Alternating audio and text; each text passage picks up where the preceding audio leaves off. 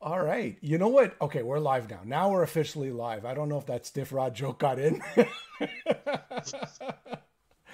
So we're just dedicating the show to Stiff Rod. If it didn't start before, it's starting now. So Stiff Rod, if you're out there watching, Stiff Rod. All right, here we go. Today, guys, this is it. 1988. And of course, we have our special, super special, so he's Superstar. doesn't feel slighted. 1988 guest host. We won't bring Todd back Chris LaTorre. Holmes yet.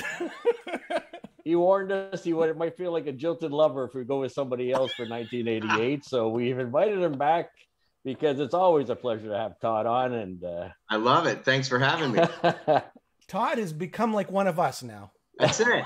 oh, yeah, Just a goofball. Talking. his credibility Pretty soon shot you're gonna cut your forever. hair. You're gonna lose your hair like us. And just don't care what you wear. Hey, All right, the list. And let me tell everybody out there, there's been a lot of back and forth. yes. Controversy. We listen to all your comments, we read all your comments, and of course some stuff again we're going back to 1988, and I've started to use this now. Martin Popoff, a good friend of the show, okay, this is the Bible, right? And so if it makes this list, okay, if we find an album in here, the top 500 heavy metal albums of all time, which was voted on by the fans, people like us, people like you watching, so if it made this book, we're allowed to include it on our list as far as I'm concerned. That's like the dictionary. That's It's a like the dictionary of heavy metal. It's like the encyclopedia. And in Martin's book, 1988 Fate is 5th place in years. The top years. It comes in at number 5, just for your information. Okay. And just so you know, Todd, how Martin put it together, his father being a mathematician, he actually went, asking the fans and he statistically put this together as what is the greatest metal album of all time. And I think it was Metallica, right? Master of Puppets. The album was Master of Puppets. Master of Puppets, Metallica. Just so you know, and this is not a year. This is just the greatest. So it's a like a consensus among the world or the U.S. Whoever wrote it. Whoever wrote in. I would say that it would be a global thing. Yeah, probably. Oh, yeah, right? it's a global thing. Yeah. Because, we're in the global day and age. But they said that in that book, the number one album by all metal fans is Master of Puppets, Metallica. I could see that. I could see that too. It wouldn't be my number one, but I could see that. Number 500, Black Tiger, Y&T. We get comments, Y&T is hard rock. Why is it on the metal list? But all right, here we go. Here's the Metal Voice shirt. I just want to put this post up. I don't know if you both can see it. And it was Tony. Tony goes, still heavy metal, just less heavy. He lost a lot of weight. I guess he's showing. That's a really cool picture he sent. He got a shirt not too long ago.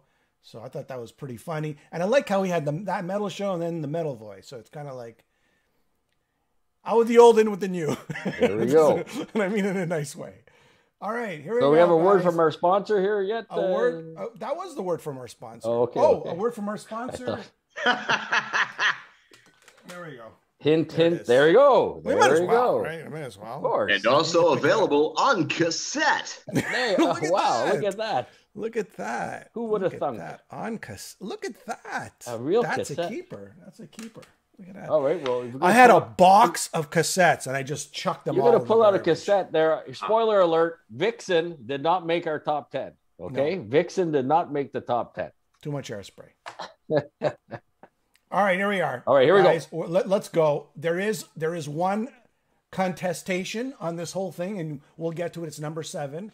It's an either or. You tell us what you think, but we're starting off with number 10. I will put up the visuals.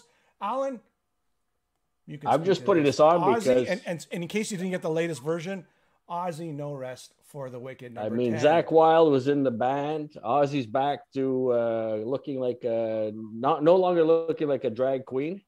Mm-hmm. And I have to say, there's some really strong songs in there. Metal Miracle Man, which was his revenge on Mr. Swaggart, Jimmy Swaggart, who dissed Ozzy for years, and he got caught with his pants down. So Ozzy was able to get his comeback, his get back on Mr. Jimmy Swaggart. And Devil's Daughter, Crazy Babies, which I would say probably that and Breaking All the Rules was the hit. hits off of that, and the Demon Alcohol. I don't know. I just thought it was a great guitar album. Ozzy back in form, and based on everything else I saw that year, and I was not allowed to put David Lee Roth's Skyscraper or Van Halen's OU812, so I decided to go with Ozzy. That's another thing we could talk about. But Todd, have you ever met Zakk Wylde?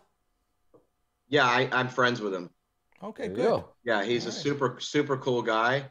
Yeah, I mean, he's awesome. That was the debut record for him Yeah.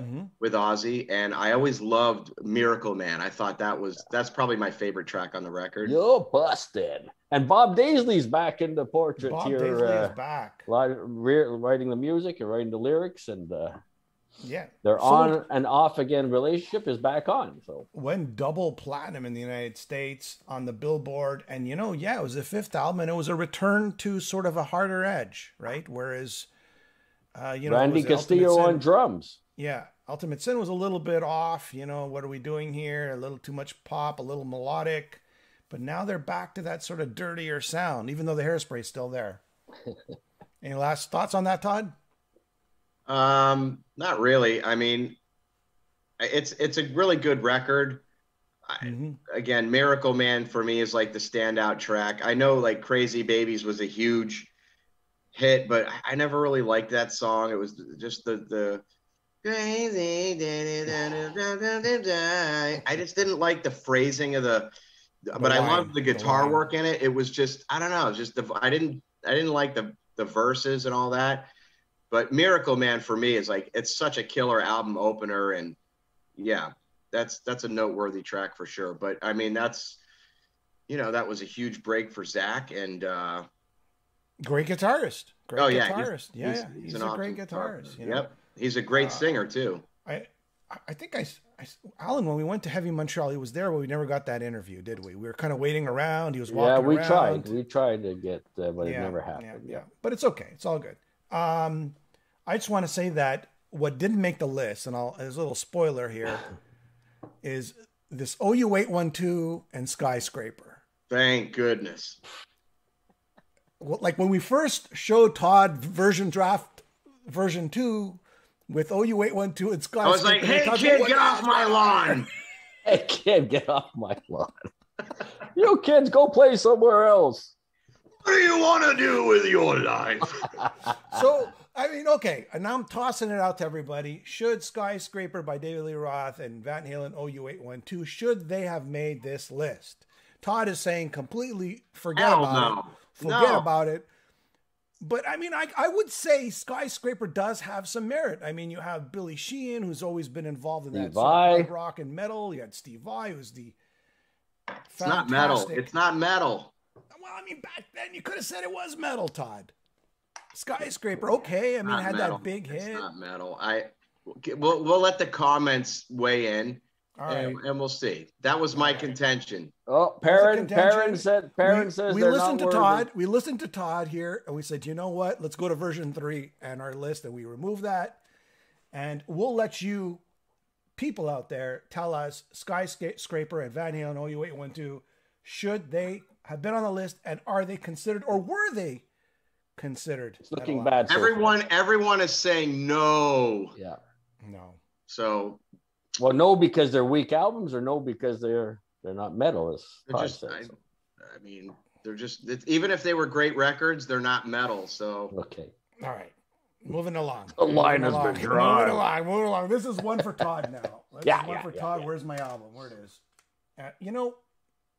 Here it is. I'm just going to show everybody Transcendence, Crimson Glory. There you go.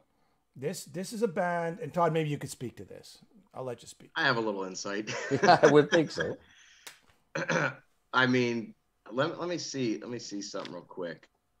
Yeah, this to me belongs way higher in the list, but it's on the list, so I will give some commentary. I mean, look, Crimson Glory was somebody's asking where's the feta? It's in my fridge.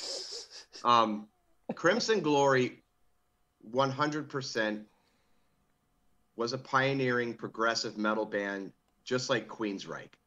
Okay, same time frame. They toured with Queensryche. no one, in my opinion, no one ever sang with the emotional delivery and the passion like Midnight did. Now, Dio sang with tons of passion, but the crying, the pain, the delivery that Midnight has to offer is unparalleled, bar none, in my opinion. Nobody comes close. That song is among the Crimson Glory audience, is the record. That's the mind crime for Queensryche. That's their mind crime. Transcendence is still hailed as one of the best prog records of all time in the progressive metal genre. So yeah, it definitely belongs on the list. I think it belongs way higher as we get through them, but I'm glad that it made the list. Somebody's saying King Diamond does. Listen, we'll get to that. We'll get to yeah, that. I mean, Midnight's delivery is just, it's sick. And it made Martin Popoff's book, right, Alan? I believe so. Hey, let's check it out. And also, you know, there's a ton, the guitar work on it is very melodic. I mean, if people aren't familiar with Crimson Glory, I highly recommend. When you were in the band, did they make you wear that mask? Like, they didn't make still me doing it? No, they didn't know. They were okay. They were also the first band that I've ever known of for the whole band to wear a mask. Now, Slipknot wears a mask. A lot of bands wear masks. Peter Gabriel wore a mask in Genesis. Yeah. But as far as the whole band goes, Crimson Glory was the first band to wear full masks. They ended up getting rid of it. When I joined the band, we ended up doing a 25th anniversary tour. And we talked about doing the song Lost Reflection, which was a fan favorite song that Midnight sang. It's just a very droning, clean guitar thing. And it's all about the vocal in that song. They had a custom mask made for me that I wore on that tour. Uh-huh. And to people that don't get it, they might have thought it was ridiculous or silly or funny, but I think it's cool. It would be like it's cool. It's a nice touch. Yeah. But it would be like, it was like when Kiss came back with the makeup again, you're like, oh wow, there it is. Yeah. And so they were very, very forward thinking band. And yeah, they're just a phenomenal band that deserves way more credit. This is actually one of my favorite hard rock prog metal albums. Okay. I love this album. Yeah. I mean, you can't, the similarities between Midnight and Jeff Tate. I mean, and when you look at the history of both bands, it was the same time, even though they came out with their albums a little later, right? But the band, and they toured with Queensryche. Wow. Yeah, they did. I don't know if they toured. They opened for Queensryche, but everybody thought they were a European band. Yeah, a lot of people didn't know they were a band from the U.S. They're highly revered in Europe. Over here, they don't really have a big name. Was it Jeff who took a little bit of Midnight, or was it Midnight who took a little bit of Jeff in their voice? Well, I don't think either. I mean, from what I understand, Midnight wasn't even really a heavy metal fan at all. He was a massive Led Zeppelin and Pink Floyd fan. Mm-hmm. And so, but he just had these crying inflections and these, you know, those little nuances that Tate had. Tate was more of had a deeper voice. Midnight's voice was thinner, but I mean, he had range that Jeff Tate never had. And he just had a certain emotional delivery. Every single word had something special in it. Yeah. If you listen to a song like In Dark Places and whatever. So that's my 3 cents. The big hit off that album was Lonely, right? That was the hit. And you know what? This was included, and I'll give the justification to this, because it's been a critically acclaimed album all these years. Totally. The songs are great, production's great, and they're bigger in Europe than North America, but that still counts, right? Just because something's not big in North America, that doesn't mean it doesn't count. All right. Global. I mean, there are bands that I remember talking to Morgan from Seven Dust, and we were talking about touring and this and that, and he was like, "Yeah, we're not really big in Europe at all." And I was like, really? I'm like, Seven Dust? You guys are a big deal here. He's like, not in Europe. And I was like, wow. And then there are European bands. I mean, look at bands like Sabaton. They're massive in Europe. Over here, they're not. They're not. Yeah. So, they want to know, and we'll get off of this, and we'll get to the next one. Well, maybe my comments might come in useful. I don't know, Jim, if you're allowed. Oh, hey. Sorry, Alan. All right, sorry. We'd like to welcome our guest. Thanks. Go ahead, Alan. Okay, so to answer your question that you asked 15 minutes ago, Jim, it came in number 206 out of the top 500 album. I want to thank Todd for introducing me to this. I thought it was a band out of the 90s, and listening to it, man, like you said, King Diamond mixed with Jeff Tate in Dark Places. You can hear the Led Zeppelin influence in there. Lonely. Man, this is like Seeds for Camelot when you listen to that song. I don't know if there's a Florida connection there or not, but man, I heard some Camelot in there. And then this whole album was like Empire before Empire, right? You hear a lot of the Queensryche. I'm wondering if they were writing in the same studio at the same time almost. That's how much of a parallel these two bands, in my estimation, had. And again, I'm one of those guys that didn't even know Crimson Glory existed in '88. So, I think they formed in '81, if I believe. I'd have to read up on it again or ask the guys, but pretty sure that they started in like '81. Their first record came out self-titled. It's so good, but I'm glad that you leared of them and did them. Thanks. And absolutely. That's what it's about, right? That's what the whole show's about. Yeah. And on a last note, somebody asked, how did Midnight die? Midnight died, I believe it was liver failure or liver? Yeah, cancer? He had alcohol problems, and he passed away, I believe, in 2009. I think it was 2009, and then 2010 was when they did the memorial concert at the Prague Power Show in Atlanta as a memorial to Midnight. And that's when I got to do my first appearance with the band as a guest singer among all these other singers, Mark Bowles and a bunch of people. Yeah. And then you hit the stage and they go like, holy crap, we just found, this. I mean, people were saying like, the spirit of Midnight lives through Todd. Like I was the reincarnation of this guy. It was pretty nuts. It was nuts. It was nuts.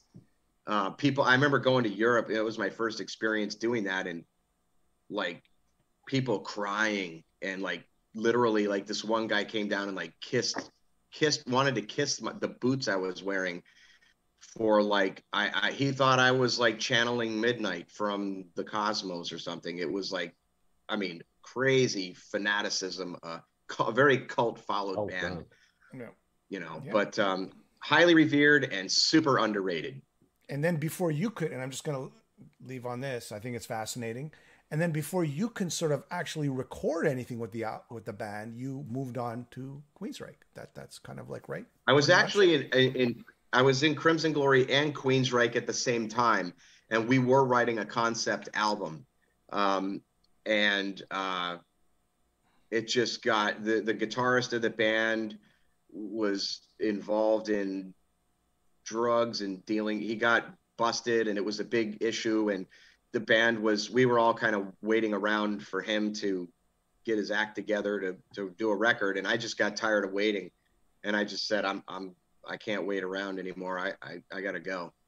And I just stayed with Queensryche, obviously, and that was it. But I'm still good friends with everybody else in the band.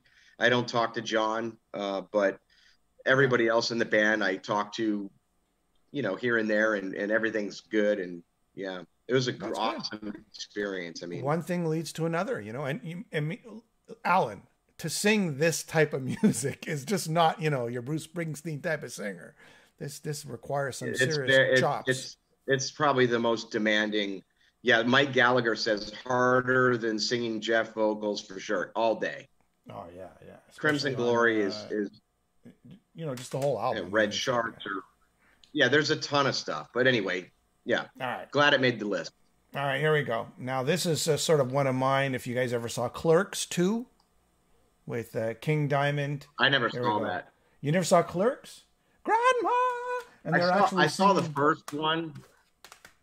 Mm-hmm. Coming in at number Oh, okay, 100, I know what we're doing. 111 Number 8. in Martin Popoff's top 500 is the next album. Yeah, and I go. What I number, put King, Alan? 111 out of 500. That's pretty good. That's pretty good out of 500, eh? Surprising. You know, for yeah, myself, Nicky not for Dion Jim. drums. Look, in the King Diamond world, the opening line to Welcome Home is iconic. You know, everybody waits for it and everybody sings along to Grandma, screaming Grandma. I'm not going to scream it because I can't. It did well on the charts for King Diamond. You know, 200,000 copies back then. That was good. Invisible Guest, Twilight Symphony. Maybe the production is not the best. If you don't like that voice, and I know Todd and Alan, you guys, it can irritate you a little bit, that kind of falsetto, right? You either love or hate King Diamond. John Zazula said it best. You know, his voice was his secret weapon, but at the same time, it repelled people in a sense. Like right? an asset and a detriment at the same time. That's Either right. really That's dig right. it or not so much.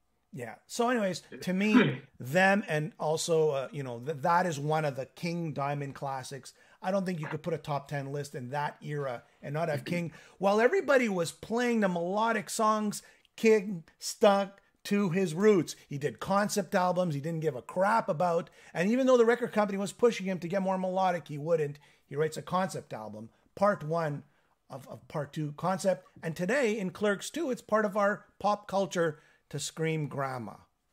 Guys, any? Take your word for it, Jim.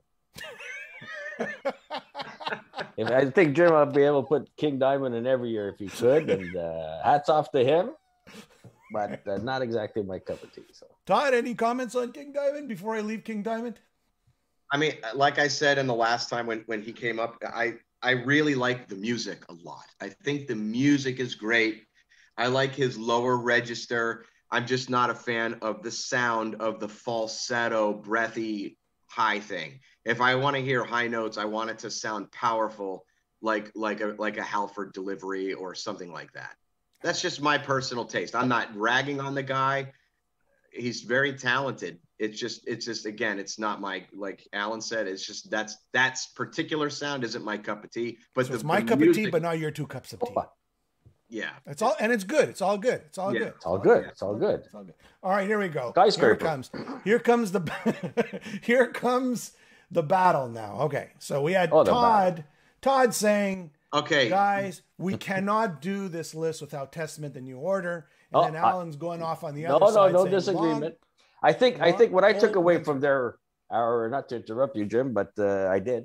What I take away from this is really, you can see 1988. We saw a bit in 1987 where thrash and the hair metal's kind of really getting farther and farther apart here, and it was a strong year for thrash. So yeah, I have no problem putting Testament on the list. All right. So okay, well, you didn't mention the band yet. Cinderella, Long Cold Winter, and Testament, the New Order. And everybody out there, you tell us if Cinderella or Testament should be on this list. Yeah, it's a little rough. Testament. It's a little rough, that album. Go ahead, Todd. Okay. That the Cinderella record is awesome. Okay. No doubt. Yeah. But I caught flack for putting White Lion in when bands like and we talked about this when bands like Bathory and Death. I mean the band Death, who are the godfathers of death metal, didn't make that list, and then I put White Lion in. Okay, so I tried to be more true to the metal category, and I put hair metal, which is kind of an oxymoron for me, but I get it. Mm-hmm. I let that take a back seat, and I wanted to focus more on just the metal aspect. Yeah. The New Order from Testament, that album is so good from start to finish. I mean, you have, they put out a video for Trial by Fire or Nobody's Fault. Disciples of the Watch, Into the Pit. All these songs are just so good. They're not even in the same, again, night and day between Cinderella But if we're talking about metal albums, Cinderella is not a metal band. Period. They're not a metal band. Testament is. That's why I voted for Testament, and I pushed against Cinderella, even though I love Cinderella and I love that record. All right, Alan. I mean, it's kind of like a white lion, like you said, right, Alan? What do you?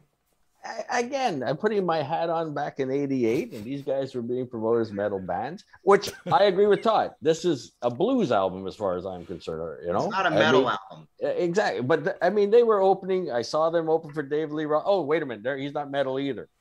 He's not. August 9th, opening for David. I still remember his solo for Long Cold Winter. It was chilling. I had goosebumps just thinking about that solo Tommy Kiefer played during that. But I mean, this was one hit after another, Falling Apart at the Seams. Gypsy Road was a huge hit. Then they got the piano out with the obligatory ballad with Don't Know What You Got Till It's Gone, Long Cold Winter. And then they got, deeper tracks like Coming Home, A Second Wind, Last Mile. So for me, I just love this album. But again, we're just going back to, putting my 1988 hat on. And myself, I would just get a little bit out of the thrash movement at that time, and I just preferred this album. It's not a big thing. Testament should be just for your information. Testament came in at number 132 out of the top 500. Was Cinderella in that book? Cinderella was number 411. So I think a lot of people would agree with Todd. Here's an interesting fact here. So Perrin, my buddy, right? He says Cinderella opened for Priest on the Ram It Down tour, right? It's interesting because it does fall into that white lion category, the hair metal. I mean, white lion's really not metal. But hair metal was a huge thing back then. And Cinderella Night Songs, and even this album, Long Cold Winter, there's that screaming vocals, that AC/DC shrill, right? Guitars are loud, and they're the fans were metalheads, right? They weren't guys, with white. I'm a metalhead and I love it, but again, if you had a metal festival, they would not be on it. They're not a heavy metal band. All right. Well, that's it. What do you guys think? Cinderella or Testament? That is the duel on this list. All right, here we go. Number 6. This is sort of like the dark horse of it all. Ready, Alan? You got your album? I don't know about a dark horse. I got to see what this one is. Oh, okay. Okay, here's a dark horse. Alan, you got your album there? No. Oh, geez. Oh, yeah. I got it. I'm ready when you are. Okay, here we go. Now, there we go. Okay, here we are. Thundersteel. Thundersteel. So this, if we go back to 88, this went straight into the liquidation bin right away. Okay, I'm telling you. But then I'm reading how this album changed power metal in Europe. These guys were influential. This album was the sole reason why speed metal or power metal exists. And I have to admit, I went back and listened to it. I bought it years and years, decades later, actually. And I listened to it recently, preparing for the show. And yeah, I can see that's the case. I can really see that's the case. There was something that was probably not happening at that time, and the originators. Not my favorite Riot album. But definitely a game changer. Todd, did you put it on? Did you have a listen? I did have a listen. They've had, I think 6 singers now. Yeah, 5. Yeah. Well, 6 if you include Todd Michael Hall. Okay. But anyway, I mean, I looked at, because I'll be honest, it's probably blasphemy, but I just really am not familiar with their material. We played it in Essen at the Tour Rock. It was an outdoor show in Germany. It was I think it was one of the last shows of our last European tour. And I mean, I heard these soaring vocals and a really good band. And I was like, who's on stage? And it was Riot.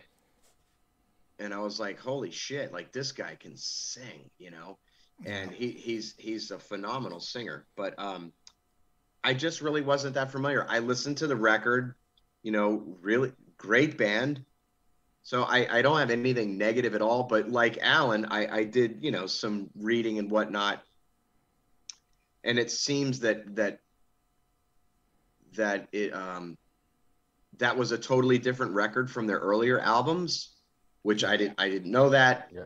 Was the old stuff like more thrashy, and this is It more was just power metal? pure rock and roll No. coming out of the 70s, hard Think- rock out Oh, of the okay, 70s. okay, okay. And then they Think went of more like April Wine. Think of more like BTO. Y&T. That's kind of Y&T. They're a hard rock, Okay, guitar-driven okay. band. Then, Oh, then sorry, with Montrose. Rhett Forrester joined the band. They went more to a kind of a bluesy kind of Bad Company kind of hard rock sound. Okay. So So when this was a record game. This came was out, this was yeah. like, holy crap! Yeah, this Yeah. was what? This is Riot, huh? What? Really? Wow. So Megadeth was kind of coming up, and a lot of these other bands were kind of coming up. This was the third singer, Tony Moore, is the vocalist. I mean, I like the band so much, I did a documentary on these guys. Riot came from this sort of classic hard rock, guitar-driven music to power metal or speed metal, you want to call it. Donnie Van Staveren, who co-wrote half the album with Mark Reale, the guitarist, rest in peace. He chose a more, that speed, power, high vocal, high octane kind of sound. And you know what? To Alan's point, it was big in Europe and it did well in North America, but it was a lot bigger. And today they're still a lot bigger. In Japan, they're huge. They influenced a lot of those European bands. And when you listen to Hammerfall, they do covers of this album. Songs from this album, and other bands in Europe do a lot of covers off this album. So it does have its place in 1988 as a sort of classic and genre defining.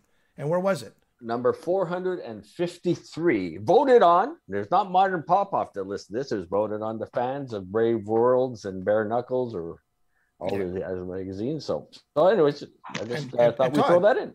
Todd Michael Hall was actually on The Voice. I know. Yeah, and he should have won, but of course they didn't, push him through. But anyways, yeah, he's got that guy's got crazy high range, and he's a very clean singer. Yeah, he's amazing. Yeah. All right, guys, you ready for this? There we go. See what it is. Number 5. You know your list, or does everybody know what's next? I got it. Oh, we know. Yeah, sure. Okay, good. All right, here we go. Bada bing. Blackhead. Blackened. There we go. So, okay, Alan. Metallica, Injustice for All. I was let down when the album came out. I was too, actually. I'm putting on my 1988 hat here. Okay, guys. The video for one, fantastic, right? Unbelievable. Yeah, the first video ever. They knocked it out of the park. Home run. Unbelievable. Waited years. They finally did a video. It was fantastic. And then you listen to the album, just something didn't sound right, which we found out quite soon that there was no bass on it. And the songs weren't as strong as I found. And I'll be unapologetic. I'm one of the guys that think those first 3 albums are pure gold and really didn't listen to anything after those first 3 albums. So that's on me. But listening to it, preparing for this show, it's not as bad as I remember. It's a good album, but again, I'm sorry. For me, Metallica is those first 3 albums, and then that's it for me. So what always blew my mind is they redid this album, they remastered it, they repackaged it, they did all this, and they still left off the bass. I just blows my mind. Go ahead, Todd. I love this record. I mean, the guitars are like Ride the Lightning. I didn't really care for that much. I mean, obviously, Master of Puppets is amazing. I think this record, despite not having fucking bass, which sounds like the dumbest thing you've ever heard, it did have that sound where it's like, okay, something sounds different about this record. And you know what? I didn't even know that it didn't have bass, and nobody really. But right. We couldn't put our finger on it. Right. Yeah, but something. But the guitars were so crunching. They always had this overload, gotta go. There would be this after they would chug on the guitar, gotta go, and it go. What the hell is that? But man, songs like Harvester of Sorrow and what's the one? Dear Mother, Dear Father, what is this? How you have put me through in a deceiver? Oh, I mean, it's a solid record, super solid record. One of my favorite kick drum sounds on any record is off that record, and Vulgar Display of Power. Those are two of my favorite bass drum sounds. Dyer's Eve, that's what it was. Dyer's Eve, yeah. Okay, that's the one. I mean, his drum work's killer on this record. The rhythm guitar playing. He gets a hard time, doesn't he, Lars? Everybody keeps putting him down. I always thought when I first heard Metallica, I think he's way better than people give him credit.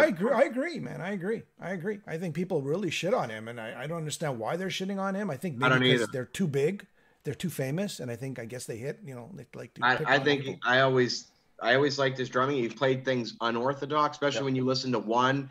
You know, he would hit things. My friend Derek Roddy, who's an extreme metal drummer, famous drummer in that world, he used to say that Scott Rockenfield would hit drums like cymbals and cymbals like drums, and he was right. Where you would normally hit a cymbal, there's a tom instead, and in One, you know, the way he would play, you would think here comes a and he'll go and you're like, okay, I wouldn't have done that. So he does things a little bit unorthodox, I think, and very clever. He writes great drum parts that fit the music. Yeah, and I think it's a great record. I would love to hear what this really sounded like with like legit bass tracks happening. And they hazed him too, and they put him down, and they bullied him. You know, Jason Newsted. That sucks. You know, it's all part of it. I met him when we did that metal show on VH1 Classic, and he was also filming that day, and we got to chat a little bit in the green room. Super cool guy, super nice guy, and I always was thinking, like, because what I heard was that he wanted to do another band, and that there was some beef over him doing something outside of Metallica. Of course, I don't know, but that's what I've read, and it's word on the street. So I was just thinking, wow, but his bass playing's killer, and I would love to hear what it sounded like. But as Alan's talking to, we all learned. I mean, we probably all saw the same engineer talking about, you know, Lars being in the control room and pulling the fader down and pulling the fader, you know, or whatever, and going, okay, right there, that's perfect. And then they realize the bass is totally out of the mix. And that happens. People tend to be selective, right? And on the mix, they listen to their own parts and kind of forget everybody else. But drums and bass are foundation instruments, and for a drummer to be like pull the bass down is crazy to me, because part of being a drummer is locking in with that bass, with the bass player. That's what you do. So yeah, it's weird. It's okay. Alan was a bassist. I just want to say that I can see how the Black Album would be, if it wasn't for this album, that might have been a completely different album. This is a great transition album from Master of Puppets to the next album, which is the Black Album. Totally agree. Yeah, and I didn't realize that until I just re-listened to it today. I mean, so for me, you know, when the album came out, I was, you know, I loved the first three so much. It was really a big disappointment. I go, why is it so dry? Like, what is going on here? And it was a double. I think I bought the double cassette at the time, and it was it just felt so dry. And I don't know. I loved One, you know, when it came out. Yeah, sure. Hey, and I do like the album. Don't get me wrong, but I just found it was odd and weird, and it just didn't sound right. But you know, people love it. 8 million albums sold worldwide. Number 19, number 19 on the top 500. Number 19, that's pretty high. Keep it on the list. All right. So, do we have anything else to say on this album? Not on the album, but just to address the comments here. Sure. Really quick. Somebody was saying, why was he getting fired? I think that's why he was let go. And then somebody said, K-Man Reborn says, Lars constantly fell apart live, and the band were getting tired of it, was holding Metallica back. Maybe there's some confusion because Lars was never fired, so I'm not sure what that's about. Jason never got any love. He's great. I thought he was great too. Somebody asked if I'm a Flotsam and Jetsam fan. Yes, I am. Jimmy is too. Yeah. Hell yeah. But yeah, that's well documented, Todd. You're right, because in Some Kind of Monster, that's what the DVD, their documentary, that's a big part of that. I mean, Lars looked at the camera and said, he's the new and we're the old. He's replacing us. So. It's interesting, you could tell that like Lars picked up the drums really early and he got into band really early. He was probably learning as he was going along. The nice thing about learning as you're going along in a band is you sort of you become creative because you're not doing what the teacher says. So you're not really following any pattern. You're creating your own pattern. So I think by not being this trained musician, from some sort of major school, you can be different, and that's good. And that's also the knock on him, too, at the same time. So that's right. That's right. You're right. And there's nothing wrong with that. Yeah. I don't know if that made sense. Did that make sense? I know a guy that was a drummer, right? He was in an Iron Maiden cover band, and he can play all those parts and everything. But he's like, it's the hardest for me is Metallica, Lars, is timing and everything. It's just not natural. It's the hardest thing to kind of duplicate. So. It's like Nico McBrain is one of the hardest drummers to copy that feel. Because he's not really like a metal drummer. He does things that are not like a metal drummer would do with his ride patterns. He plays an amazing like his primary foot is phenomenal. So he'll do like triplets and cool things with his one foot that most drummers would rely on a second bass drum to do. He's another guy that's really hard to get that feel. I mean, you can play the songs, but it's not the same as really copying and getting that same groove and feel. Yeah. Anyway.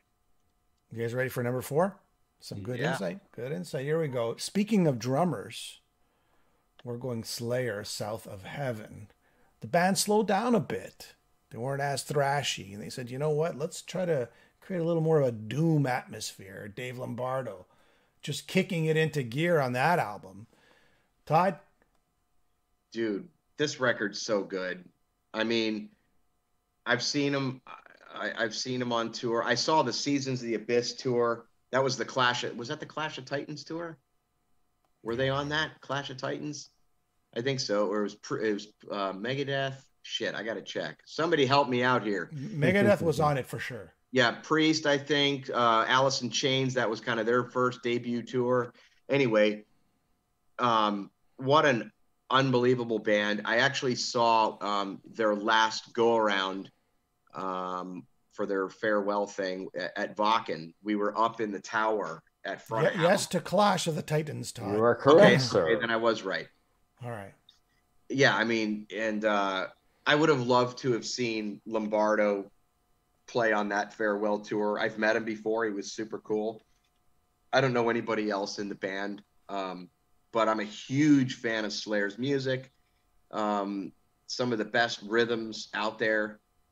This is a killer record. This is a killer record because it's like more, I know it sounds weird, it's more melodic, it's more musical than like Rain and Blood, for example.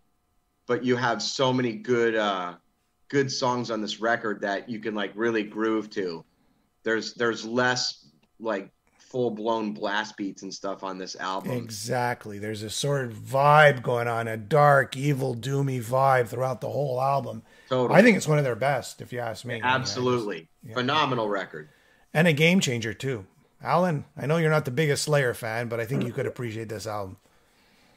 Sure. We have to put on our 1988 hat.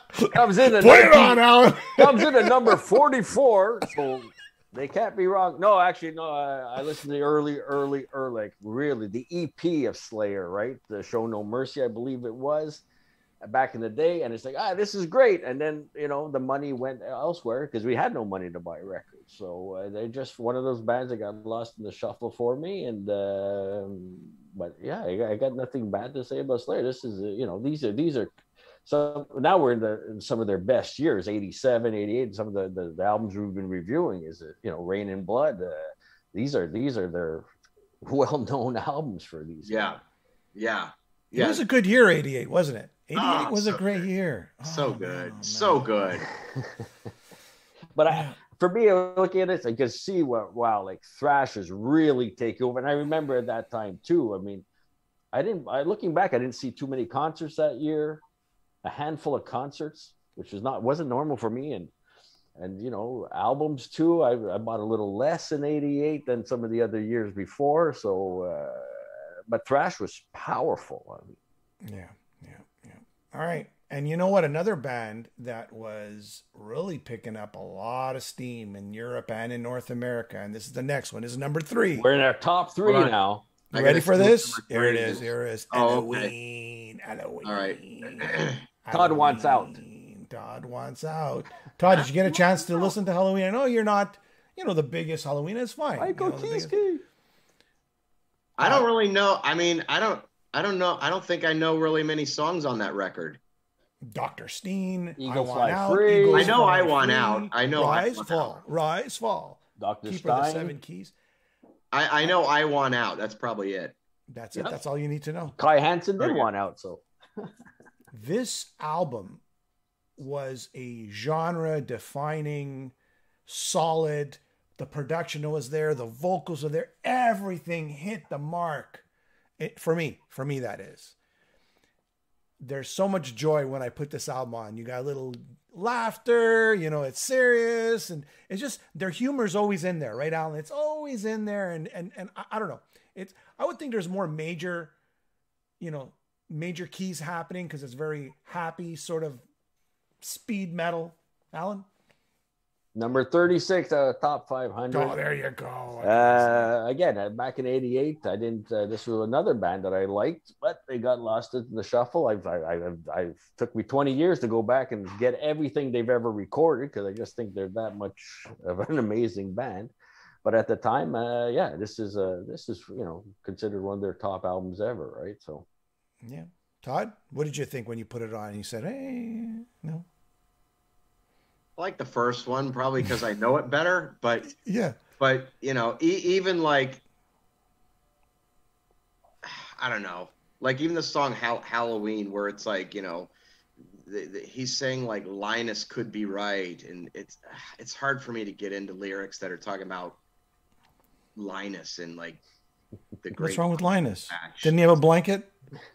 Yeah, but I'm not gonna talk about it in a song. I don't know. You got to keep in mind, you got to give them kind of a little slack. English is not their first language. We always have to keep that in mind, right? Yeah, so Linus fits in perfectly. Neither is accept, but at least they're saying. Well, I don't know. Don't get me started on accept lyrics now. Pink bubbles go ape. That's all you have to remember. Pink bubbles go ape. Pink bubbles go ape. Okay, that's Halloween. But you figure that one out, Todd. You let me know. We'll do a whole show on. Yeah. Yeah, I honestly just don't know that record very well, and again, and that's okay. That's okay. We will not fault you for this. Yeah, good. You'll have to just let me and Alan ride the wave on this. I will trust you. Everybody else, do you agree? Number 3, Keeper of the 7 Keys, Halloween, probably one of the highlights in metal, and it was a metal album. It is definitely a metal. This ain't no David Lee Roth skyscraper. This is a power metal album, a European power metal. Speaking of Europe, here we go. You guys ready for number 2? Should I say it? Whoa!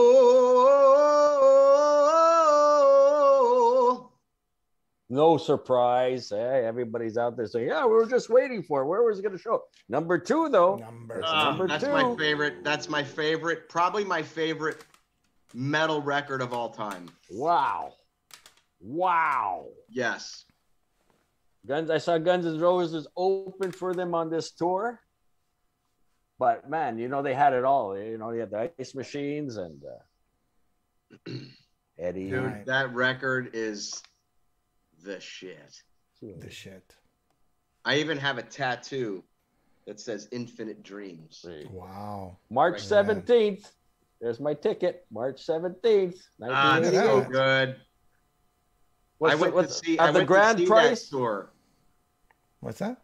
1991 too. $19.50. Ooh, $19.50 to see Guns N' Roses open for Iron Maiden. Can you believe it? $19.50. What year was that? 91? It was 92? 88. 88. It was the same year, yeah. Or maybe. We're an hour into the show. Todd's a little unclear of the concept. Just joking.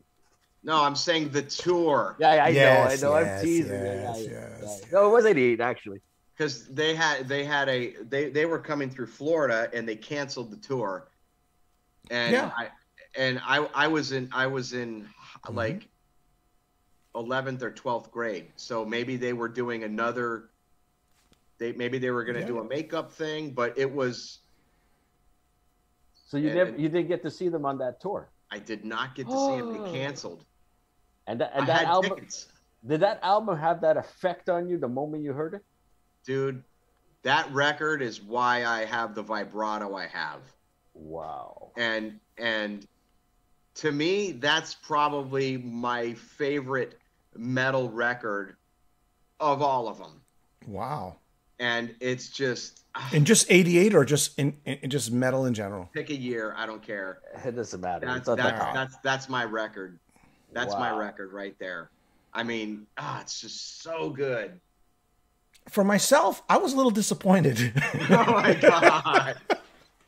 You know, seventh son of the seventh son, seventh son of the seventh son, seventh son of the seventh son. I was like, dude, no what's way. This? What's going on here? The birth of the sun. Yeah. Come on. I was like, bring back Paul Diano. As I at this point, I was like, guys, are you nuts? And you know what I was really disappointed in? Can I Play with Madness? I love the song, but the video. I remember when the video came out. They didn't have a new video, and back then Graham Chapman videos. They basically Monty Python. They just basically chopped up them playing live or whatever it was, and Infinite Dreams. What a song, Infinite Dreams. No, I do like this album. I do like this album a lot. Don't get me wrong. I'm just a little disappointed. Somebody says Queen, whatever, says Iron Maiden wins this hands down. Somebody says, is he joking? I hope he's joking. I think they're talking about you. But hey, no, I think Todd's subjective. Look, I'm a first four Iron Maiden fan. First four album Iron Maiden fan. That's where I come from. I come from Phantom of the Opera era. That's where I come from. No, if I could just play referee here, I could. Yes. Todd, I understand wholeheartedly. Jimmy, Maiden could do no wrong, right?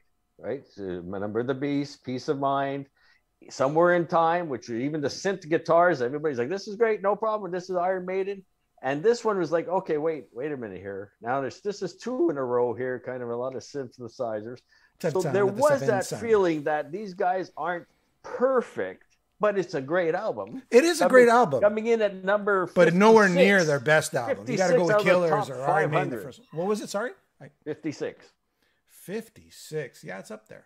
So yeah, no, and that tour, I mean, sold out, and it's just, just great. Iron Maiden could do no wrong in the 80s. So yeah. But you got to understand something, Todd. Like when you were riding that seventh son of a seventh son of a seventh son, I was like, oh man, I want Phantom of the Opera. I want Running Free. I want Number of the Beast. I was kind of like in more in that mode. No, I get it.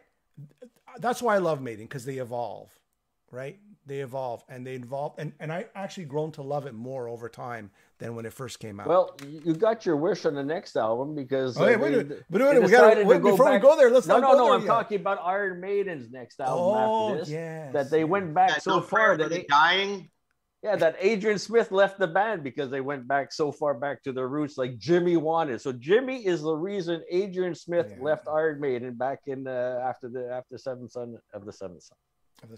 That was where they did like Tail Gunner and yeah. They went with Fear of the Dark, and then after Fear of the Dark, it was No Rest for the Wicked, and the cracks were showing as far as I was concerned. But now let's go to the hidden gems. Who's got a hidden gem they want to before we announce number one, let's go to the ones that didn't make the list. Gems. Okay, Alan, right away. OU812, that's yours, right? No. Oh, honorable mentions that didn't make the list. Okay, guys. They opened for Guns N' Roses in their native Australia.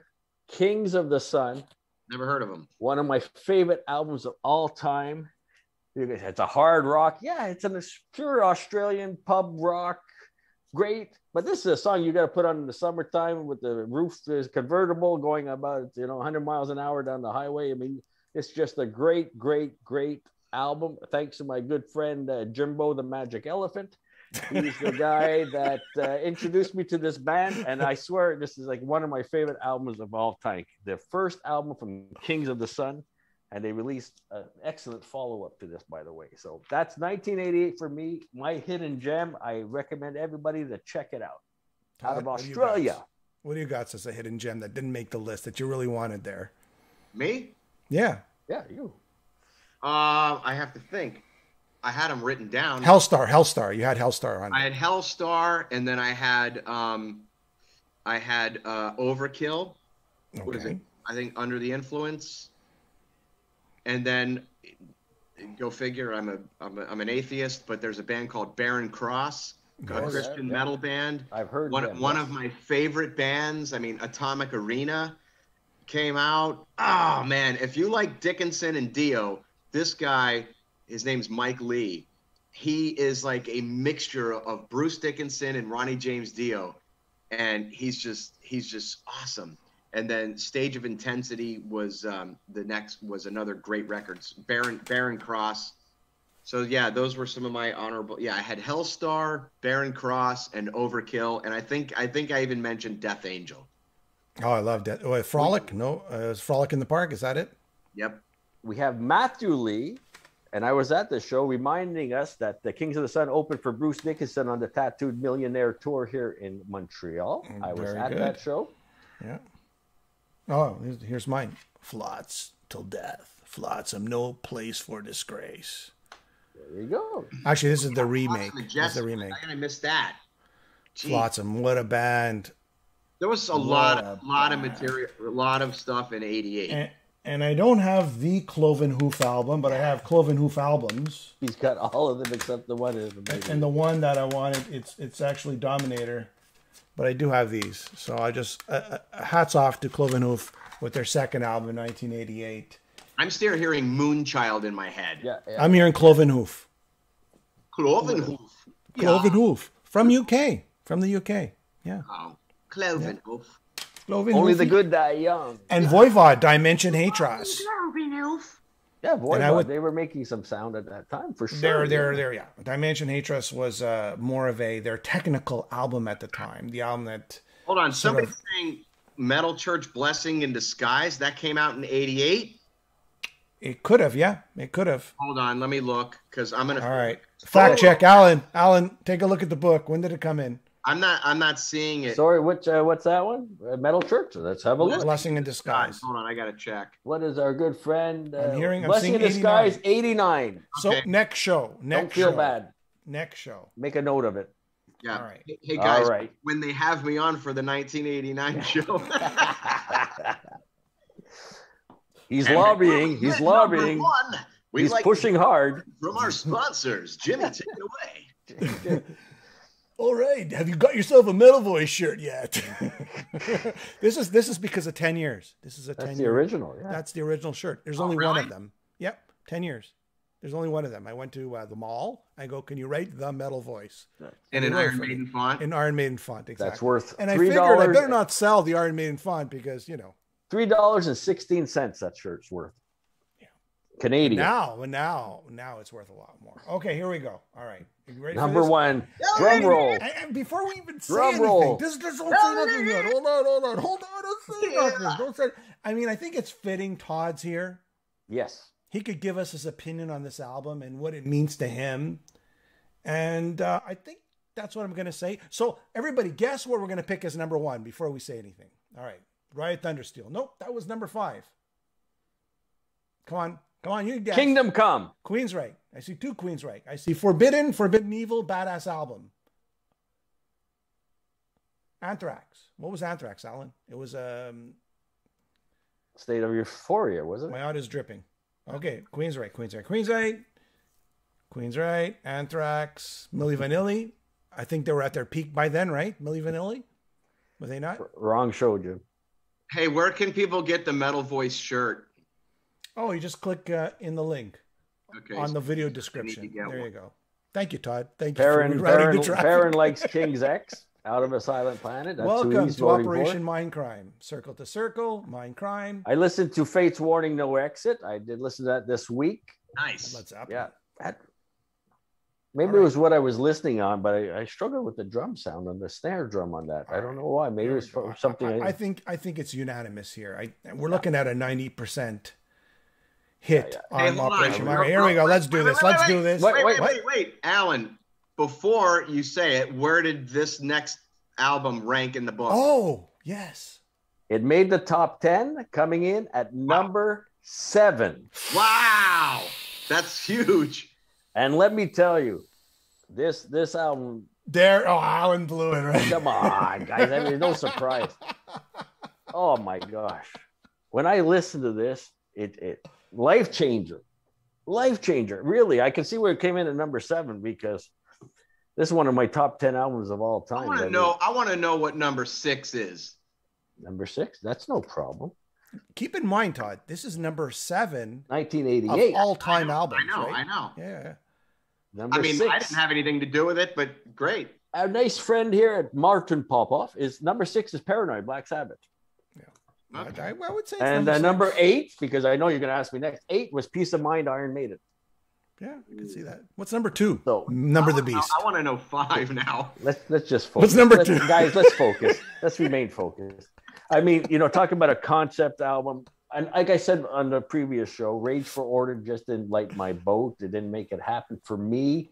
So I kind of tested the water. I let some friends buy this first because I didn't really know what to expect. And man, when I heard it, I just fell in love with it right away.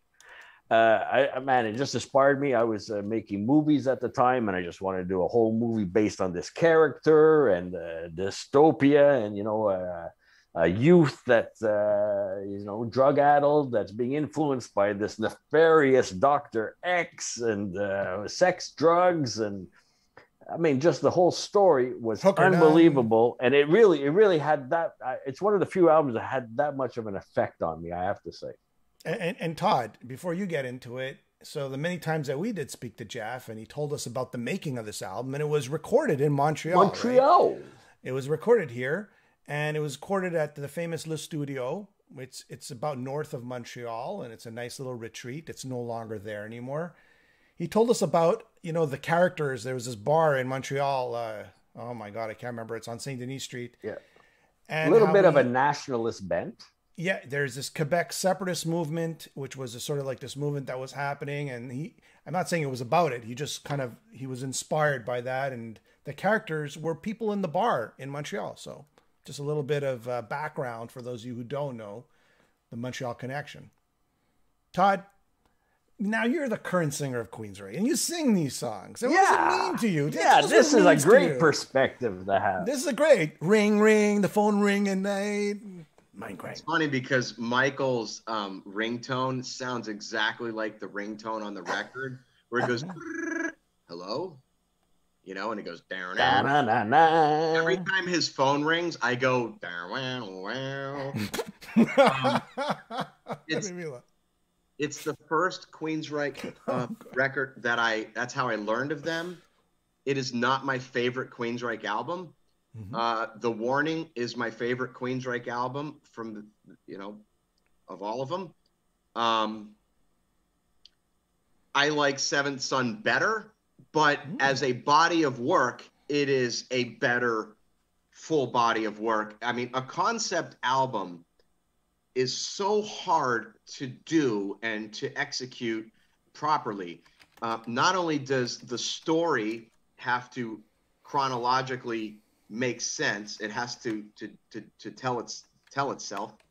You have to have the music also. Like, how do you tell the story that the words match the story and the vibe, and then the music also has to coincide with that part of the story, and where everything is seamless and flows as one body of work, as a single body of work. It is by far one of the greatest ever albums written of any genre of any time. I agree. It's always been compared to a parallel, if you will, to like The Wall. Yeah, okay. It's that good, it's that profound, it's that influential, etc. And rightfully so that record made the top 10. I like the Maiden stuff because it's just more metal, but I love Operation Mindcrime as a full album. It's phenomenal. We play a lot of songs from it every night. Yeah, I mean, there's nothing bad to say about the record by any means. The production's great. The concept, people 30 years later will go up to the guys and be like, so who killed Mary? Like, people still talk about the storyline 3 decades later. Yeah. And you're like, holy crap. I mean, that's a massive, I mean, Jeff's voice was phenomenal on that record. Everything was just, the drums, you know everything. You know what? It's 2 parting comments. It's funny because, you know, I've been in the band. This year will be 9 years and 4 records that we're doing now. Album number 4 with me. And people will say, you know, the stuff with Todd sucks. It's nothing like those days. And I'm thinking, but Queensryche never did another Mind Crime. They put out a record called Mind Crime 2, which, as everyone knows, wasn't even close to Mind Crime. Okay. Ballsy move. The band with original members never captured that lightning in a bottle again. It's an amazing feat, and hats off to those guys. I mean, it's phenomenal. Lastly, I'm outspoken. People know that. I'm not going to be muzzled. I say what I want to say. It's amazing in our political climate how people will tell me to shut the F up and don't talk about politics. And Mind Crime is one of their favorite of all time. And, you know, don't talk about politics, or I don't want to hear politics in your music. Just, you know, I'm thinking, do you have any idea that Queensryche has always been a band that talks about the political climate and sociological and geopolitical affairs? Like, what the hell? And you know what? Those lyrics are tried and true, and they still hold up today. And the stuff that we write even now are along those similar lines. Granted, it's not haven't written a concept record, but those themes are interwoven still today in our music. So yeah, I mean, it's not a surprise that people would choose this record. It's a very coveted record. But but the guys in the band, a lot of them, their favorite record is Rage. You know, my favorite record is Rage. Then I would probably say The Warning, and then Operation Mind Crime. And I would say the other way. I would say, for me, Warning, Rage, Mind Crime. Yeah. I was kind of like, when this album first came out, they were they were on Rage. They became more experimental, like Rush-ish, right? And then they switched to hard rock. Maybe because the thrash scene was coming out. It sounded like the keyboards all disappeared all of a sudden, right? It was really weird how it just came. They went back to sort of like the EP in a sense, right? And then they had this sort of Pink Floyd, I wouldn't call it Pink Floyd, but it's sort of like a interwoven sort of each song connecting to each other with a little sound bites in between, right? And I gotta say that every song on this album is a knockout. There's not a boring song on it. Not a filler on it. There's no filler. And that's what just blows my mind. And I was a little disappointed at first, the first week, let's say, that it was a little more hard-edged than Rush. But over time, and I've listened to this album like thousands of times. Sure. Yeah, thousands of times. Just for the 2 of you, I got a special treat. Stiff Rod's here. Operation Live Crime. And does anybody remember what a VHS tape looks like? Oh, yeah. There it is. So in Michael's house, you know, he's got his gold and platinum records on the walls. And he has that, like, it's like a silver looking cassette and the VHS and all that stuff. So here's something for you. See that bass in that picture? Right here. So that's what Eddie tracks the bass on our records with now. There you go. And he'll, you know, when we record, there's a bunch of paint chipped off of it. And I was like, oh man, you know, are you ever gonna get that? Like, do you just leave it that way? Or he's like, nah, I just leave it that way. And he takes his finger and he goes chink, and he takes a chip of paint about the size of a quarter off, and he goes, here, you can have it. He puts it on my studio desk. I was like, wow, I have a piece of history here. And we were recording with Zeus, and I go, hey, Eddie, chip off some paint, give a piece to Zeus. And he goes, like, like it's bread, fucking pass it around, right? So he's like, oh yeah, you want some? He's like, no, dude, you don't have to like do that. I go, no, dude, scratch some fucking paint off and give it to him. And Eddie, he's like, yeah, and he just boom, and he takes a chunk of paint off of that same base that is in that thing that you're holding up. Yeah. And he gives it, and Zeus was like, it was like holding the pick of destiny. He's like, The pick of destiny. He's like, Makachu, was it Wakachu? Was it the little town of Pick of Destiny? Anyway, yeah. So he's like, he still records like The Verdict, all those records I've done. He plays with that same bass that he recorded Mindcrime and Empire and everything with. And you know what, Todd? Michael Wilton. Okay, I don't think people always think DeGarmo. They always think Tate, but Wilton. He played such a role in the music of this album, right? I mean, when you look at the credits, I mean, he co-wrote almost half the album, right? Yeah, and Michael, I mean, he also wrote Empire. I mean, he wrote, he's written some of the biggest hits, and he's written deep cuts. Yeah. Because we'll be together, and I'll be like, I call him Whip or Mike. I'll be like, hey, Mike, I say, who wrote this song? And I'll say the song, and I'll be like, oh, me and Chris wrote that, or I wrote that, and then Chris came in with the chorus or something, or he started out with this, and then and he tells me he knows every nook and cranny of that, all that stuff. I remember hearing "Walk in the Shadows" at Michael's on a demo cassette with DeGarmo singing it. Because he had written, and I think he wrote the lyrics and melodies to Walk in the Shadows, and I'm listening to Chris DeGarmo singing on this demo tape, and I was like, wow, like, who's heard that? He's like, very few people have heard that. And but you're right, Jimmy. Look, man, you can come up with some power chords and write something, and then you go, Michael, like, Reichify it, like, let's, and he'll take it and give it back to you, and you're like, God damn, that sounds like Queensryche now. How does he do that? It's amazing how Michael, and I'll say, wow, that sounds like Queensryche. He goes, no shit, I am cool, he's the unsung hero in the band. He's the unsung hero. I've only been in the band for, really is. And yeah, but he's definitely written. I mean, if you just look at the credits, and it doesn't matter. I mean, the guy is hands down, is the sound of Queensryche, even though DeGarmo's he's been out of the band longer than he was in it. Sure. He was an amazing talent, and those two together were just golden. Awesome. Golden. Yeah. But yeah, and DeGarmo, I've had dinner with him and lunch with him, and he's a super nice guy. He's really cool. He totally supports what we've been doing. And is he still flying? Yeah, still flying. Yeah, Michael plays golf with him sometimes, and yeah, he's a really nice guy. And yeah, I mean, cool. what a gem of an album. And a good, the Empire tour. I remember seeing it, and they had Roads to Madness right off of The Warning, right, and then they led right into this album here, Operation Mindcrime, and they played the whole thing. It was unbelievable.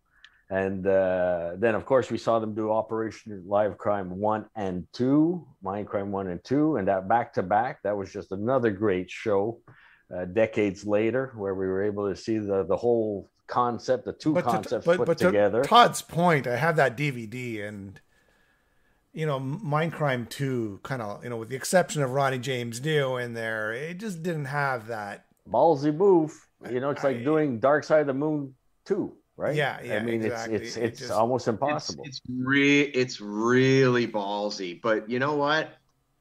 From what I've been told, there was not a consensus on naming the album that by other band members, and but I think by default, obviously, they knew, whoever they is, knew that there would be, by default, massive album sales when you call the next record, Operation Mindcrime 2. Like that's such. I was the first time buyer there when that album, when Mindcrime 2 came out. I ran and I bought it, and I was kind of like, I love the first song. I'm American, right? And then it kind of gets thin and it gets thin. Will it make our top 10 list of 1999? I guess. When was it? I don't remember when it was. No, 2000 too. I don't know. Oh, 2000. Okay. But 2000 something, I guess. But no, again, I did like Dio's. I did love Dio's. I did too. I did too. Yeah. How can you not like Dio?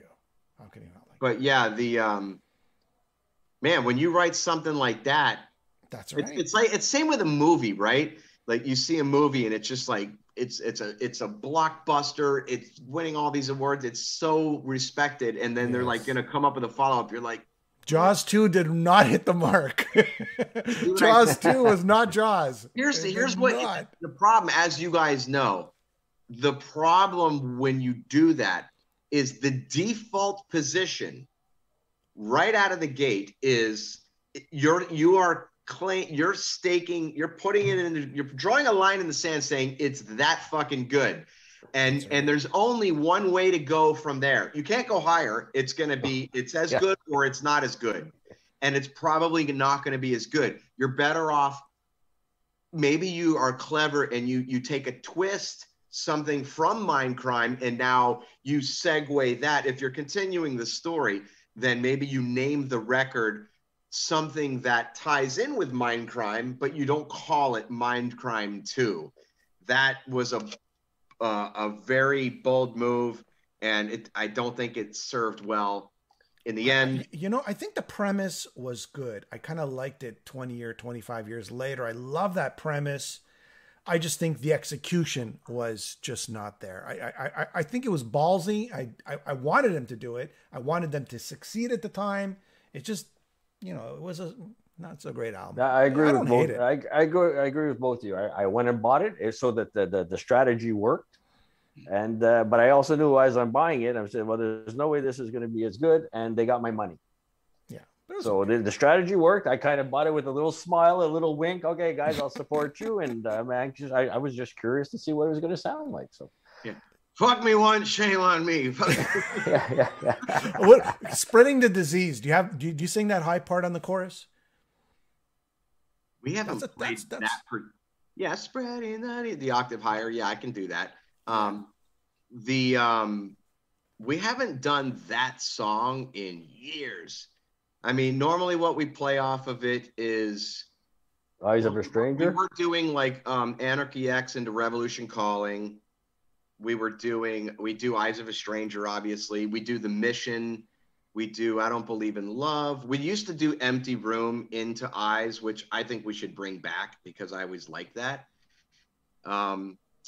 What else is on there? Sister Mary, right? Yeah, we did that a few times. I did that with Pamela. She joined us on. Oh wow! Wow. That's cool. Yeah, that's great. But yeah, I mean, there's what else am I missing on the record? I don't know. I gotta take a look. No, you put The Needle Lies. The Needle Lies. We play The Needle Lies. Yeah. Electric Speak Requiem. the word. Speak the word. Oh man, I'm gonna go listen to this. I gotta listen to this after this. You know, it's funny because I put it on and I realized, man, I've heard this album so many times. It's one of those albums. It's like I've heard it so many times. Yeah, it's just a. Actually, I had a good time. Classic. I was listening to Warning because I've heard Rage for Order like more times than I've heard Mindcrime, and I put on Warning. It was just a pleasant experience. I go, wow, I haven't heard this album in a long time. So good. Such a great album. Wow, what a great album. Yeah. Yeah. It's all right. Last question for everybody out there. What songs would you like Todd to sing on the next Queensryche tour? Top 10 songs that you'd like to see. Oh, Todd LaTorre. Breaking the Silence. We play Breaking the Silence. Breaking the Silence. Great song. Oh, so, what an album. Name your top 10 songs. Oh, my audio is panning. It keeps panning. I got a mic problem here. My Yeti. I mean, it's like automatically panning? It kind of like, yeah, it's going back and forth. Is that a new mic? Well, it's not new. It's old, but I guess I got to get a new mic. I use the SM7, the SM7B. That's actually what I record on the Queensryche records. But it's not USB, right? You need Right. one of those compressor things there, right? Yeah, just an interface. Why is that USB? There's USB right into it. Maybe that's what the problem is. Good though. It sounds good to you guys, but what happens is when it goes onto the live stream, it kind of starts panning for some bizarre reason. I don't know. Oh, somebody says the Lady Wore Black. We did that for years. I did the Lady Wore Black. Somebody said they have the SM57. Yeah. Yeah, that's a great mic. SM7B needs phantom power. Yeah. They're saying, for anybody that gives a shit, I sing through an SM. Look, when I did the first Queensryche record I did with them, I sang through a U87, the Neumann. Mm-hmm. You know, it's like a $4,000 or $5,000 mic probably, into a Neve, and a Universal Audio. That was the chain. What I use now personally for me, when we did Condition Human, we were testing all these different mics, and Zeus was like, we both liked the SM7, and it's just like a broadcaster's mic. They're like $350, brand new at Guitar Center. They sound amazing. I'm actually a baritone, and it picks up the warmth. Oh yeah. It's not a tinny. It's not a. Hi everybody. It's not a tinny sounding mic, and so I go into a Great River mic preamp into a distressor compressor into Pro Tools. Brought to you by our sponsor. All right. This one, Harvey. So no Sanctuary on the last tour. Child of Fire. I would like to bring back Child of Fire and like maybe The Warning or Enforce. Wow, that's a good song too. Yeah. Anything dedicated to chaos. Before the storm. Chaos. Anything off dedicated to chaos. I know Alan was asking me. Defecated to chaos. No. All right. No. Okay. All right. Okay. Well, on that note, we did the top 10. Top 10. And if you just started watching now, rewind. Somebody asked if Seven Son. It came in at number 2. Yeah, number 2. Well, and Ozzy No Rest. That's the only one we did. It came in at 287 out of the top 500. And Martin Poprop's Encyclopedia of Top 500. So I got to get that book. I got to get that. It's a fun, and it's just because Martin. Look what he writes about every album. Like, you know, how do you even find the words to describe 500 albums? You know what I mean? Is that a signed copy, Alan? No. How do I get a signed copy? Just tell Martin to give you a signed copy. Martin. I'm sure he's all good. That would be amazing. But it's great. He has with all the interviews he's done. He talks about the album, but then like he's got like Glenn Tipton talking about Defenders of the Faith, you know, or Paul Stanley on Destroyer, like because of all his years of doing interviews. So it's just a fantastic read. The Shakespeare of Metal. Martin must crank out a book a month. Dude, he must. I mean, that's his job, though. He cranks out, and he does it well. Too, you know, Eddie Trunk is always like, "Oh, he knows all the history of the bands." I would love to see a head-to-head with that guy because that guy knows it all. The Royal Rumble. Well, if we put Martin on, you know, he's going to all put us to shame. That's the thing, right? I mean, Martin's graciously puts us, you know, he puts a lot of the Metal Voice stuff in his books, like in Accept and in Riot and all the interviews that we've done. He sort of. Oh, wow, that's great. Yeah. And Iron Maiden and all that. So it's really cool. We're a part of it. We're friends. We're all friends. And he's been on the show many, many times. Yeah. I've watched episodes with you with him, and yeah. I mean the knowledge, but yeah, like that's a lot of information. Yeah, that's what he does, you know, and that's what when you do. If that's what you do, you're good at it, right? Hey, Martin's got a book of Led Zeppelin, every song off of every album. Yeah, that's the book. Really? Yeah. Wow. I mean, and he's probably got a book on you for all you know. He's done Rush before. I don't know if I'm in any of those heavy metal. If I'm mentioned in these things, maybe. I don't know. Hey, you've got the Metal Voice, Todd. What more do you want? That's right. Just being on this show, he'll probably quote you.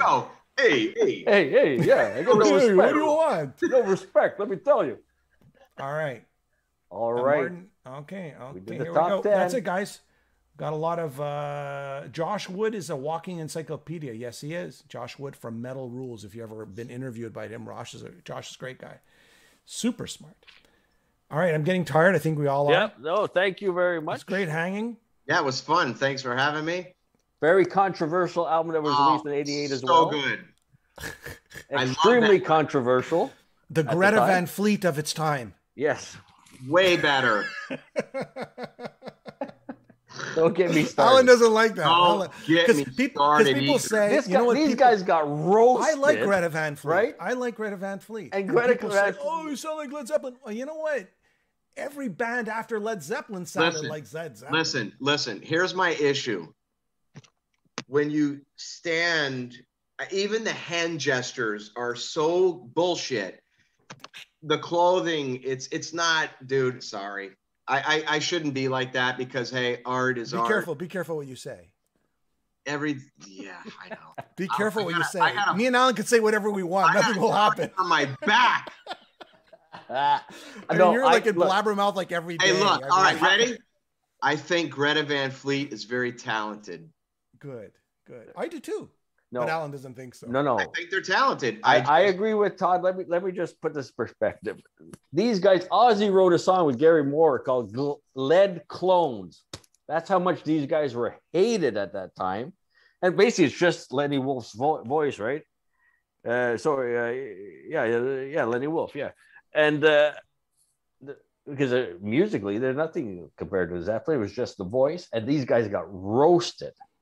And now Greta Van Fleet, which I would say would be even more of, I don't want to say the word unoriginal, but more paying their homage to their heroes even more than these guys. And they're the toast of the town.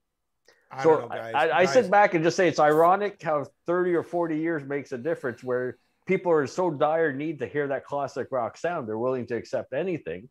Whereas these guys were destroyed. Their career was over after this album sold a lot. You know what, Alan? It was different because Kingdom Come and bands like them were sort of propped up by the record company to sound a certain way. I think Greta Van Fleet, they were in their garage. They came out with an album. They just loved the music and they just played that music and they grew their audience that way from the ground up. They weren't, and now the big record companies are behind them, but now they don't sound like Led Zeppelin anymore too much. No, now they sound like Rush. Hey, real quick on a different note, I want to answer this person's question. All right. Okay. First of all, I don't know what K-Man says to me, like unclean, Todd, unclean. Does that mean uncool? I don't know. He's from Scotland. He's from Scotland, so that could just mean something completely Does that different. mean not cool? I don't know. He doesn't agree that your mic gives you that much of a clean sound. Your microphone choice is unclean. Yes. Yes. I don't know what that meant. Okay. Did You've done me dirty. I've learned that new expression.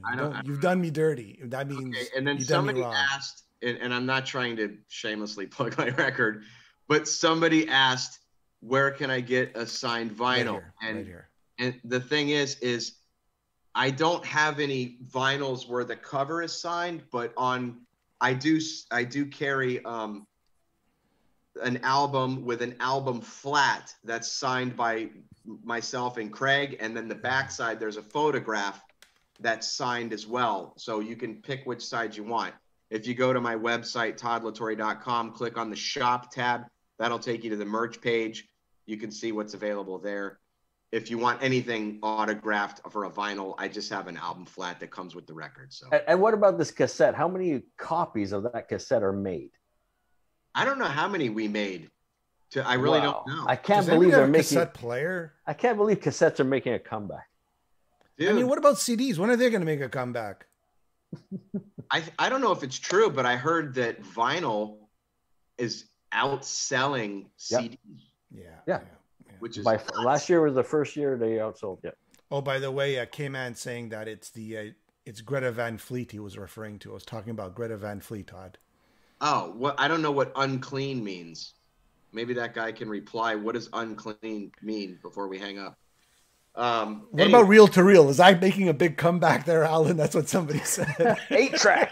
8-track is the way to go. You know what? I could see 8-track making a big comeback. I remember my mom. She had. You could drop them and they never break. and we would put the 8-track tape in. Do you have any 8-tracks? Well, my dad. I don't have an 8-track. My dad. I never understood the 8-tracks. concept. You're listening to a concept album like "Wish You Were Here," Pink Floyd, and right in the middle of the guitar solo here. Oh. What are you guys doing? My dad had the 8-track cassette converter. So What is that? back then, your car had it was built for an 8-track, right?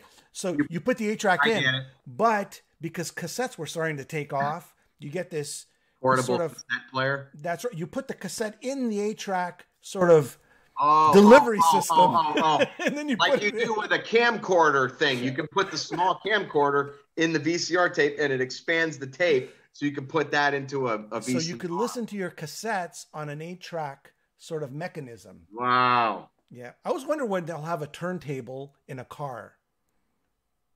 I'm sure. So you put your records on, and then you could just play them. Yeah, but how you're are driving. you going to get it to not skip? That's the technology. I mean, we're going to put a guy on Mars soon, so you figure they could figure that out. Just call Elon Musk. We'll get it done. All right. There we go. Well, guys, thank you for another top 10, very enlightening show. And man, you got to get your pencil sharpened for 89. That's right. What's going to happen in 89? Was it a good year? I don't remember. Time will tell. There was a nice little period of awesomeness that happened before, grunge,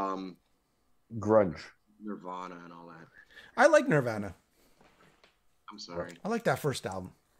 There you go. Well, Todd, thank After you that, as always. It was acquired for me. When it first came out, I didn't like it, and then after a while, I was like, all right, I guess this is because I always like punk. I always like punk, and it's got that punk element there. What I'm hearing is Jim's already started a controversy if grunge groups will be accepted in a top 10 on a metal show. It's going to be interesting. 1992. He's laying down the groundwork. 1992 will be like this grunge metal. Soundgarden metal. All right. I'm very opinionated, and so I could get in a lot of trouble. You know what, Todd? Like every day you're in the news. You just say whatever, and you're in the news. Me and Alan, we could say whatever we want. We'll never be in the news unless our guests are in the news. If I can't say anything. I know. You could just say, I like water. Todd LaTorre, he likes water. How dare he? Yeah, what the fuck? Hug a tree. What's wrong with him? Yeah, dude, you know what? I don't give a shit. When people stop talking about you, that's when you... Exactly. That's when you worry. That's how I look at it, too. You got people begging for advertising and begging to be, some sort of fame. And, they're waiting for every word. They're waiting for every word. What's Todd going to say next? Well, I don't know. Is he getting his vaccine? Is he getting his vaccine? What's going to happen? Somebody, is it the first dose or the second? Yeah, somebody's listens. They'll watch this whole thing and they'll look for that soundbite. They'll look for that title. And the problem is, it's the this guy says, I think Todd wants to fight me for saying unclean. No, I don't want to fight. I want to see a fight. I just actually I want to fight a lot of motherfuckers, but it's not you. I just don't know what you mean by unclean. It's just I'd like to see a Queensryche Greta Van Fleet tour. That's what I want to see. I'll go to Vegas to see that. I will go to Vegas to see that. I'll tell you this. They draw very respectable numbers. I like Greta Van Fleet. They're very talented. They're no menudos. They're no menudos. They do their own music. They sing their own music. They write their own music. They're three brothers. I don't know if I know there's two. Maybe there's three. There's three. Two twins and the lead singer and just the two brothers bass and guitar. Just like Mama Boys, right? Mama's Boys from the 80s, right? The three brothers. There you go. Mama's Boys. All right, guys. I'm tired, man. Thank you, Todd. So once again. Thanks, Alan. Thanks, Jimmy. It's been a fantastic show. Glad to have your perspective on the #1 album of 1988, Mr. Queensryche with Operation Mindcrime. And I hope everybody enjoyed it. And we're looking forward to doing 89. Yep. And you know what? All press. I just want to say something. I appreciate all press that you get and we get and everybody gets. And that's it's like when people aren't paying attention, that's when you should be worried, you know. You know what would be nice? It would be nice when I do an interview about the record and then I'm asked one question and then I answer the question and then that becomes the headline and it has nothing to do that I spent 45 minutes talking about my record. It's this stupid soundbite about something else, you know, and it's like the context isn't there. But these aren't real journalists. These are hacks. It's yellow press. There's no integrity. It's for advertising dollars. And I get that. I don't respect it, but I get it. So You know what? maybe as long as it's nothing malicious and mean, that's how I look at it. As long as it's all, if it's not malicious and mean, look, many sites will put things in context. Mm-hmm. That's all that look. What I say is what I say. I'll own every word that I say. If you don't wear a mask, you're a fucking asshole. That could be out tomorrow. I don't give a shit. Okay. Put it in context. All right. All right. See, now the Metal Voice will be on our website tomorrow. There we go. So what do you think about Joe Biden? it's like top 10 albums. Top 10 mistakes made by Joe Biden and Donald Trump. Let's not go there. Okay, next time. All right, guys. All right, man. Thank you very much. Thank you, guys. Bye. Thanks, Todd. Stay well. Ciao.